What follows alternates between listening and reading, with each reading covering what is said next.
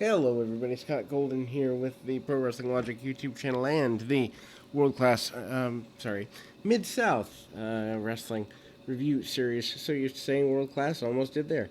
Mid South, the 23rd of January, 1982, and we continue our roll through Mid South. We've started the journey. We're gonna go all the way through it episodically. Tom Ernesto Jr. and perennial favorite beat Brian Blair here. Blair works the arm early, and as mentioned, we've seen him in quite a number of matches pretty early in this journey. We see a sunset flip, and out comes Blair. He's working the arm the majority of the time. As mentioned, Blair has a Florida wrestling background. He eventually does a multi-year journey. Tom Ernesto Jr., of course, the son of one of the assassins. He has a roll up, does a kickoff, gets an advantage over Blair just a little bit, for a little bit, and Blair up and over with a leapfrog and comes back with a forearm right under the chin. Blair doesn't really seem to lose a lot of ground in his matches here in the area, so they're protecting him for something. I'm only up to about the beginning of March, so I don't exactly know what they're protecting him for, but the protection is there. He hits a second rope elbow to the top of the head of his opponent, which to me means that they, pretty well are protecting him. He hits a roll up and gets a victory here. We move to another contest, and let me just roll through that really quickly. The finish of Carlos Zapata and the Iron Sheik is brought here.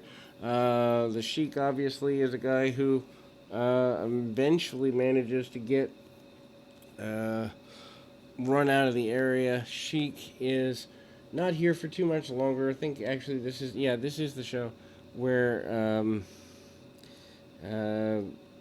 the benefit of Skandar Akbar is to say the Sheik is gone.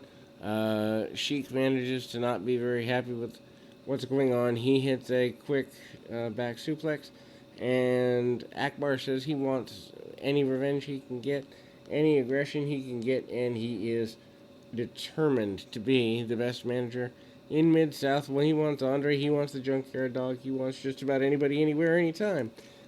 Speaking of the Junkyard Dog, there is a short match between he and the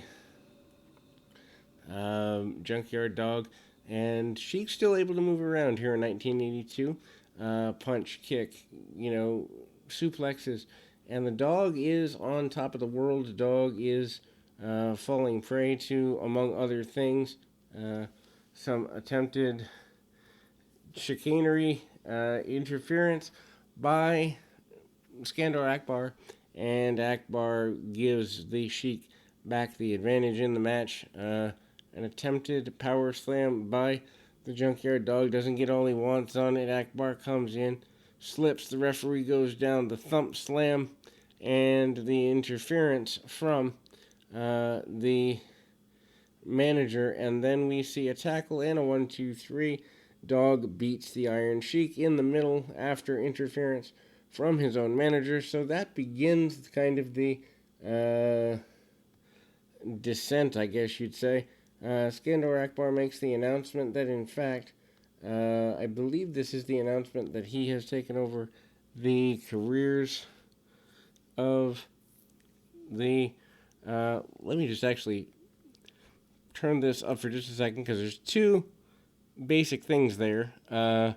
One is the announcement of the ending of the Iron Sheik in the area, and the other is the announcement of the management of the Wild Samoans by Akbar. Akbar here, not very decisive. And this is the announcement. Okay, this is in fact the announcement that the Iron Sheik has been called back to Iran. This is well done. Obviously, writing him off television, unfinished deal here as far as the feud is concerned. Basically, what is said is that the Ayatollah Khomeini has called the Iron Sheik back home. This is upsetting to, Skandar Akbar. He is not happy with this, but he has to do what's in the greater good of the Sheik and the Ayatollah, or at least that's the way he presents it. The Wild Samoans are up next with a match that is, well, pretty aggressive, pretty assertive, and pretty dominant for them. This particular match is Tommy Wright and Jesse Barr. Jesse Barr, of course, the son of Sandy Barr, Portland area promoter and wrestler, and that is there. Samoans matches are only really good. They're not particularly great when they are in enhancement matches, unless you really like brawling. If you're a brawling type, then they're enjoyable. If you're more into the technical side of wrestling or back and forth, they're not. Punch, kick, basic stuff. No disrespect to the Samoans, but they didn't have to do a lot because there was the fear that they would come out and bite your nose off or rip your head off or kick your teeth down your throat. Diving headbutt attempt and a short arm tag, and that really doesn't help the enhancement talent team. Big body slam 1, 2, 3, and needless to say, or actually pulls him up twice, does one of the Samoans, and needless to say, the Samoans are in control. Even when they don't really feel they have to be aggressive, they get the win there. Mike George and Carlos Zapata is up next. George has been a tag team champion in the area. George seems to be a mainstay in Mid-South around this time. Zapata, as mentioned, has been a on-again, off-again person throughout World Class, throughout Mid-South. Basically, one level above an enhancement talent. Lots of headlock takeovers and control of the head. Where the head goes, the body follows by Mike George. Big body slam by George. And George is willing and content to sit in the side headlock. Works the head for a couple of minutes. Really basic stuff. Nothing terribly aggressive. But here's the thing. Back here, you didn't doubt who, was in control of matches. You also didn't doubt who your baby faces and heels were. And you could get a submission or a pinfall at any time. Matches were treated more like contests, even in an enhancement style affair. And obviously Mike George does get the victory here. And continues to roll on as a important part of the region. George manages to duck a couple of clotheslines and manages a slam and gets a roll-up modified victory. And then there you go. We then move to Bob Orton Jr. and Mr. Olympia. Mr. Olympia, of course, a mass wrestler. Jerry Stubbs is his name, and he was pretty prominent in this area and the region at the time. Pretty cool thing to see him continue to do. I wouldn't say perfectly, but quite well. And obviously, Bob Orton Jr., the father of Randy Orton, and his father, Bob Orton Sr. So 3 generations of Ortons in the wrestling business. This is a really good match. Orton always in motion, bit of a smaller guy, but he made up for it with finesse and bump ability. He's selling and backing off from a hip toss. Where do you see that today? Guys don't even sell, being dropped off a power bomb from 10 feet in the air for more than 37 seconds.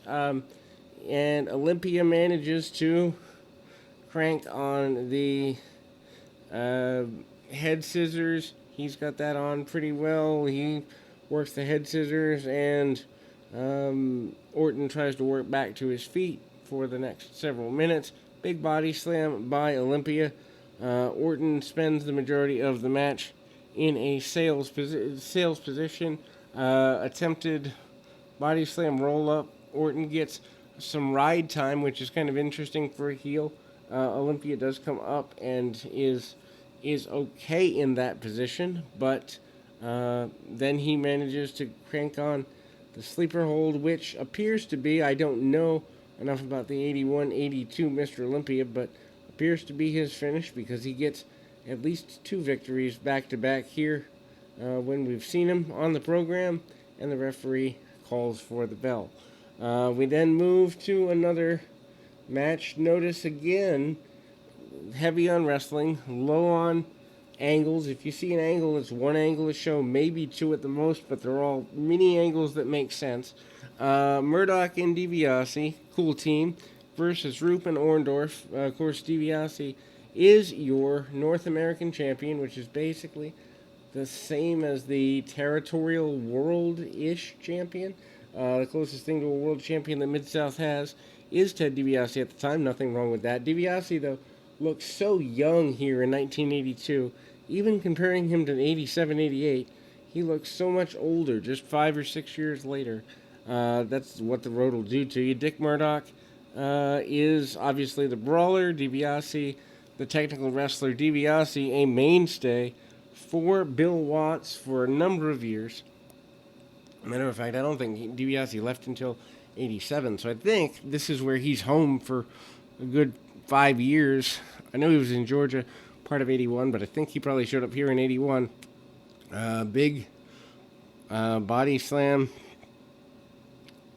by Murdoch, and one thing I will say, Paul Orndorff, who is a guy that I was not a major fan of. I actually like him more in Mid-South rather, than I do in his WWF run. Not that there's anything technically wrong with it, but there's a level of aggression, there's a level of assertion that is here in the Mid-South area, which is more about Bill Watts not tolerating anything less. But, some sneak attacks by the heels here. DiBiase paired off with Orndorff. Orndorff falls prey to DiBiase's figure 4. I find it odd, as I've mentioned before in the few reviews I've done of this promotion before, DiBiase using the figure 4 as a major finish. Ric Flair, in the NWA, doing the exact same thing at the exact same time. So the figure 4, kind of a finish du jour or de month or de year or whatever. But anyway, Bob Roop has to come in to break things up. All 4 guys in the ring, and Orndorff is unhappy with this. Referee goes down, and then we see Bob Orton Jr. come in, lay out Ted DiBiase with a pile driver. Meanwhile, Murdoch is being pounded on by Roop and Orndorff. Orndorff manages to attempt to hit a pile driver of his own, spike pile driver of the style. Meanwhile, Bob Roop goes over the top rope. The spike pile driver is blocked, and the referee comes back around too. Don't think a decision in the match has been rendered yet. All action, but the action makes sense. Finally, Stampede off the top, and Murdoch gets a pinfall for his team. So the referee comes back too and continues to do his job. Not a unnecessary screwjob finish like we see today. Instead, we see a direct finish. Next match is, in fact, Terry Daniels and Ed Wiskowski. Ed Wiskowski, of course, Colonel De Beers at a later point.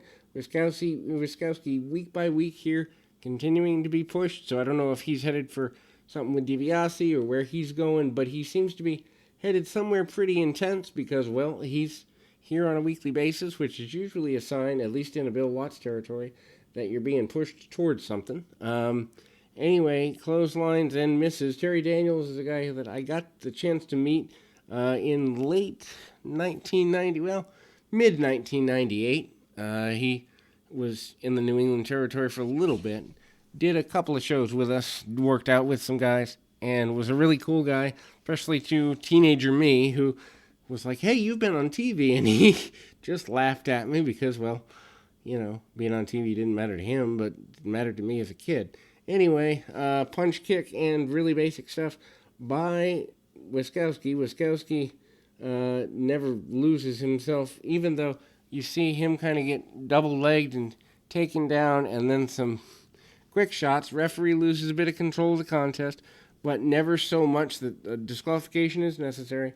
Wiskowski keeps his man up and kind of does the kind of a sidewalk slam, drives the knee into the back. 1, 2, 3. Wiskowski gets a win. Billy Ash and Frank Monty up next as basically a standby match. Notice there's only about 3 or 4 minutes left in the program, and yet they're still putting another wrestling match in the ring. They're not wasting time with pyro.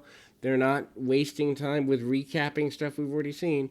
Another match in the ring. Sometimes matches go off the air without a clear, decisive winner, but it makes you want to tune in next week if it's a major match because, well, you have to see what you've missed the previous week. Really basic wrestling, nothing really aggressive, assertive, or meaningful here. Just a lot of, mat grappling and that sort of thing. But that's all it needs to be. Ash comes up, hits a few knee drops to the spine, and hammerlock on his opponent, cranks on it pretty well. Keeps the illusion of professional wrestling being competitive alive, which is something that needs to be done. And for the most part, they trade holds for the next couple of minutes without, I believe, a clear winner in the finish of it all. It's there to serve the purpose that matches can end at any time, and we have matches on standby for when they do. It's actually respect to the sport because it makes it look like a sport. Both guys get at least 40% of the match on offense, and they look competitive with each other. So that if you want to take them to a house show and open a card with them, you can. Monty with a big hip toss out of the corner and a drop kick right under the chin. If you take them to the house show, you put them on first. Pretty big deal. A referee alerts them that they are out of time, and that's how we close this particular event. We'll be back with more right after this.